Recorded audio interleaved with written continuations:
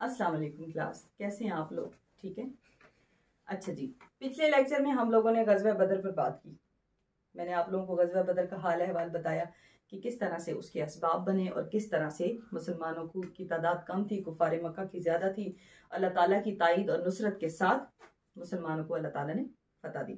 आज हम लोग इसको सूरतुल अनफाल के आयात के हवाले से पढ़ेंगे कि अल्लाह ताला ने इन आयात में क्या बयान किया, कौन कौन सी बातें बताई और किस तरह से इस सूरत में अहकामात बयान किए गए। जी, बिस्मिल्लाहिर्रहमानिर्रहीम। यसअलूनका अनिल अनफाल।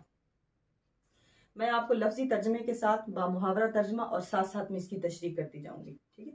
यसअलूनका अनिल अनफाल, ए नबी सल्लल्लाहु अलैहि वसल्लम, वो आपसे सवाल करते हैं माल गनीमत के बारे में।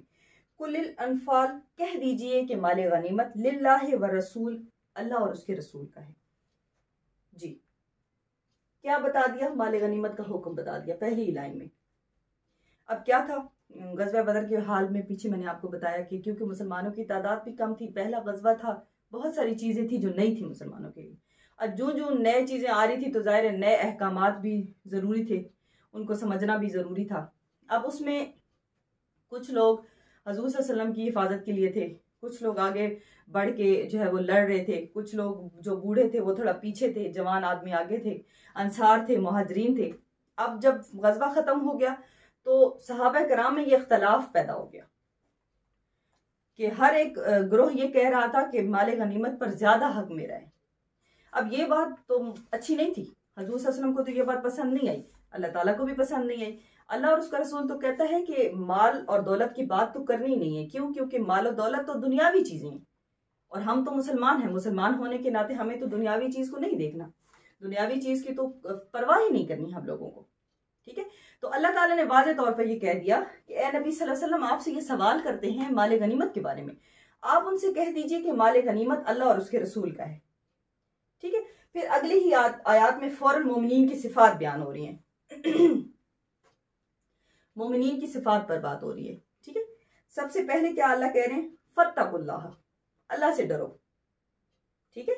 अगर तुम मोमिन हो तो क्या करो? अल्लाह से डरो। व अस्लिहू ज़ात बैनिकुम, आपस में सुलह रखो, झगड़ा ना करो। ये छोटी छोटी मामूली बातों पर एक दूसरे के साथ झगड़ा करने की जरूरत नहीं है। वातिउल्लाह व रसूलहू, अल्लाह और उसके रसूल की अताअत करो। इन कुंतुम मोमिनीन, अगर तुम मोमिन हो। अगर तुम मोमिन हो तो तुम्हारे अंदर ये बातें होनी चाहिए। तुम अल्लाह से डरोगे, आपस में सुलह रखोगे और अल्लाह और उसके रसूल की अताअत करोगे। ठीक है। फिर उसके बाद अल्लाह ताला आगे जिक्र कर रहे हैं कि जब इन्नमल मुमिनून लजीना, मोमिन वो लोग हैं, इज़ा ज़ुकिरल्लाह, जब उनके सामने अल्लाह का जिक्र किया जाता है, वजिलत कुलूबुहुम, तो उनके दिल डर जाते हैं। पहली सिफ्त बयान कर दी गई। मोमिन की पहली सिफ्त क्या है? कि जब उनके सामने अल्लाह का जिक्र किया जाता है तो उनके दिल डर जाते हैं। व इज़ा तुलियत अलैहिम आयातुहु, जब उनके सामने अल्लाह की आयतों की तिलावत की जाती है, ज़ादतहुम ईमाना, तो उनका ईमान बढ़ जाता है। दूसरी खसूसियत क्या हो गई? कि जब आयात सुनते हैं अल्लाह की तो उनके ईमान में इजाफा होता है। व अला रब्बिहिम यतवक्कलून, तीसरी खसूसियत क्या हो गई? कि वो सिर्फ और सिर्फ अपने रब पर भरोसा करते हैं। उन्हें कभी इस बात की फिक्र नहीं होती कि उनके पास माल नहीं है, उनके पास हथियार कम है, उनके पास दौलत नहीं है, उनके पास खुराक नहीं है। वो सिर्फ और सिर्फ भरोसा और तवक्कुल किस पर करते हैं? अल्लाह की जात पे करते हैं। फिर उसके बाद चौथी खसूसियत, अल्लज़ीना युकीमूनस्सलात, और वही मोमिन है, यानी कि मोमिन जो होगा उसकी ये सिफ्त होगी कि वो क्या करेगा? युकीमूनस्सलात, नमाज कायम करेगा। व मिम्मा रज़क़नाहुम युनफिकून, और उस माल में से जो हमने उसे दिया है वो खर्च करेगा। यानी कि यहाँ पे सदका, खैरात, ज़कात की बात हो रही है। ठीक है। तो 5 खसूसियात बयान कर दी गई। पहली क्या है? जब उनको सामने अल्लाह का जिक्र किया जाता है तो उनके दिल डर जाते हैं, वो अपने आप को बुराइयों से दूर कर लेते हैं। दूसरी बात, जब उनके सामने अल्लाह की आयतों की तिलावत की जाती है तो उनका ईमान मजीद पुख्ता हो जाता है, बढ़ जाता है, और वो अपने आप को नेक कामों की तरफ लगा लेते हैं और बुराई से रोक लेते हैं खुद को। तीसरी बात ये कि वो सिर्फ सिर्फ अपने रब पर भरोसा करते हैं। उनका तवक्कुल, उनका भरोसा, उनकी सारी जो बात है वो अल्लाह ताला पर है। ठीक है। फिर उसके बाद चौथी जो बात है वो है कि वो नमाज कायम करते हैं, और 5वीं बात है कि वो अल्लाह के दिए हुए रिस्क में से माल खर्च करते हैं। अच्छा, फिर आगे अल्लाह ताला ने उनके दर्जात बता दिए।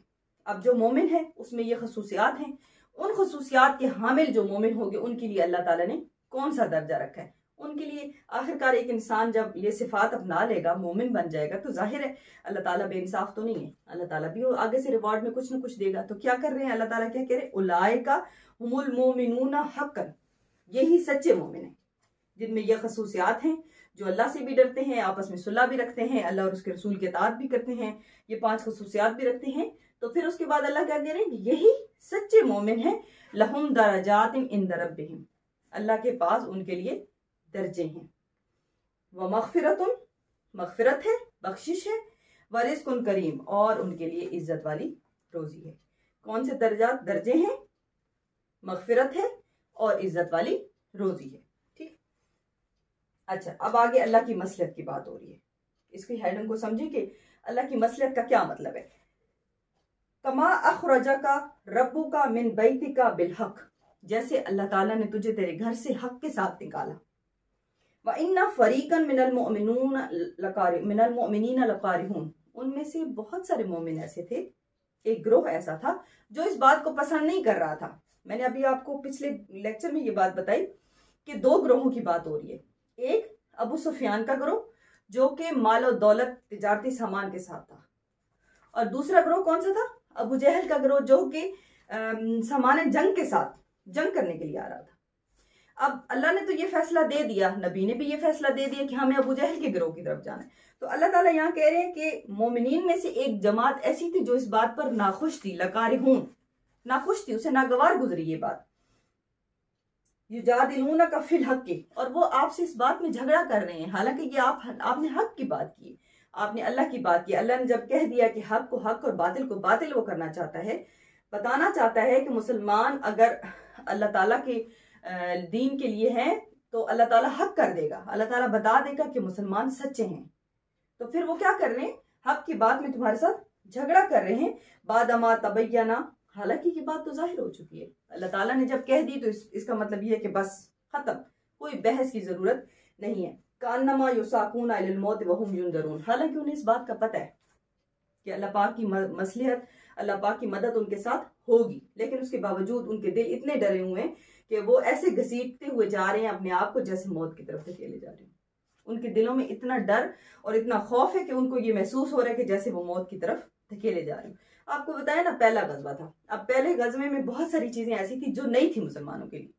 अब उन नई चीजों को समझना और उनको अल्लाह ताला के अहकामात, हजूर सल्लल्लाहु अलैहि वसल्लम की हदीस मुबारका के मुताबिक समझना और उन पर अमल करना मुसलमानों के लिए पहली बार था। लिहाजा यहाँ पर थोड़े से मसाइल हुए जिनको फिर अल्लाह ताला ने समझा दिया।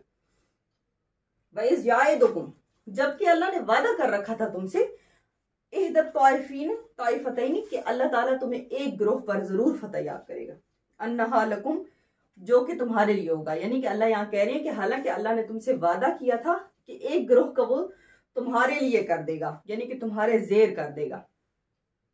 वतुवद्दून अन गैर ज़ाति शौकता, और तुम चाहते थे कि ऐसे ग्रोह की तरफ जाओ जो बगैर कील कांटे के लेस है, यानी कि जो सामान्य जंग जिसके पास नहीं है, जो कि जंगजुओं का नहीं है, जिस पे जंगजू नहीं है, जिसमें लोग कम हैं और जिसमें माले तजारत ज्यादा है, माले गनीमत मिलने का उम्मीद भी ज्यादा है। तुम चाहते थे कि वो तुम्हारे लिए हो जाए, तकून अलकुम, तुम चाहते थे कि वो तुम्हारे लिए हो जाए।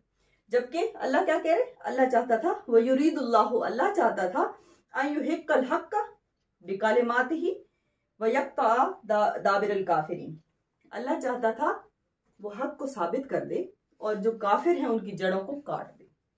यानी कि अल्लाह ने यहाँ पे अपना मकसद बता दिया कि मैंने तुम्हें उस ग्रोह की तरफ जाने की बात इसलिए की, या मैंने उस ग्रोह की तरफ जाने के हुक्म इसलिए दिया। अल्लाह ने अपनी मसलियत बयान कर दी। यहाँ पर अल्लाह ताला कह रहे हैं कि अल्लाह ताला चाहता था कि हक को सच साबित कर दे और काफिरों की जड़ को काट दे, लियुहिक्कल हक्का, ताकि हक साबित हो जाए, वयुब्तिल बातिला, और बातिल साबित हो जाए, यानी कि दोनों चीजें साबित हो जाए, पता चल जाए सच क्या है, पता चल जाए बातिल क्या है। ठीक है, वलौ कारिहल मुजरिमून, बेशक ये बात मुजरिमों को यानी कि काफिरों को जितनी भी नापसंद हो। ठीक है, फिर उसके बाद अल्लाह ताला कह रहे हैं नबी सल्लल्लाहु अलैहि वसल्लम की दुआ और फिर अल्लाह की मदद। जी, जो लास्ट की आयत है उनमें अल्लाह ताला फरमा रहे हैं इस तस्तगीसून रब्बकुम, जब तुम अपने परवरदिगार से फरियाद कर रहे थे, तलब कर रहे थे, दुआ मांग रहे थे, फतह की बात कर रहे थे, तो क्या किया अल्लाह ने, फस्तजाब लकुम, अल्लाह ने उसे तुम्हारे लिए कबूल कर लिया। जब तुम अल्लाह के सामने फरियाद कर रहे थे तो अल्लाह ने तुम्हारी दुआ को कबूल कर लिया और क्या किया, फरमाया इन्नी मुमद्दिकुम बिअल्फी मिनल मलाइकति मुर्दिफीन, मैं तुम्हारे लिए मदद करूंगा फरिश्तों के जरिए से लगातार, यानी कि मैं तुम्हारे लिए लगातार फरिश्ते भेजकर तुम्हारी मदद करूंगा। फिर अल्लाह ताला ने मलाइका भेजे, फरिश्ते भेजे मुसलमानों की मदद के लिए, जो कि किसी को नजर नहीं आ रहे थे, और वो आते थे और मुसलमानों की ऐसे मदद करते थे कि उनको खुद भी पता नहीं था कि कौन सी गैबी चीज है जो कि उनके साथ मदद कर रही है। वमा जाअलहु अल्लाहु, और नहीं बनाया अल्लाह ने इसको, इल्ला बुशरा, मगर सिर्फ बशारत मुसलमानों के लिए, वलितत्मइन्ना बिही कुलूबुकुम, ताकि इससे उनके दिल इत्मीनान ले लें। अल्लाह पाक कह रहे हैं ये बात मैंने इसीलिए बता दी। तब अल्लाह ताला ने ये बात हजूर सल्लल्लाहु अलैहि वसल्लम पर वाज़ेह कर दी कि अल्लाह ताला मदद करेंगे। अल्लाह ताला ने मदद तो करनी थी, अल्लाह ताला अपने बंदों को अकेला नहीं छोड़ता, अल्लाह ने मदद करनी थी, लेकिन अल्लाह ताला ने हजूर सल्लल्लाहु अलैहि वसल्लम की ये बात इसलिए बता दी ताकि उनका दिल इत्मीनान में आ जाए, उनके दिल पर सुकून आ जाए, उनके दिल में इत्मीनान आ जाए। ठीक है, वमन नस्रु अल्ला मिन इंदिल्लाहि, मगर मदद तो सिर्फ अल्लाह ही की तरफ से है। इन्नल्लाह अजीजुल हकीम, बेशक अल्लाह ताला बहुत जबरदस्त हिकमत वाला है। अल्लाह पाक की हर एक काम में हिकमत होती है। ठीक है जी, ये आपका रकू नंबर 1 कंप्लीट हो गया। इसमें कोई ऐसी चीज नहीं है जो कि हम लोगों ने छोड़ी हो, लेकिन मजीद आप लोगों को मेरी तरफ से वार्म वेलकम है। आप लोग वीडियो जरूर देखें, ठीक है, उसको समझें, और किसी पॉइंट पर आप लोगों को लगे कि यहाँ पर इस चीज की वजाहत कम हुई है या इसमें इस पॉइंट को मजीद बयान किया जा सकता था, तो आप ओपनली मुझे कमेंट सेक्शन में कमेंट करके जरूर बताइए, ताकि आने वाली वीडियोस में उसकी किसी किस्म की जो हमारी कोताही रह जाती है वो ना रहे। इंशाल्लाह नेक्स्ट वीडियो में आपके साथ मुलाकात होगी। तब तक के लिए रिफ्शा खान को इजाजत दीजिए, अपनी दुआओं में याद रखिएगा। अल्लाह हाफिज।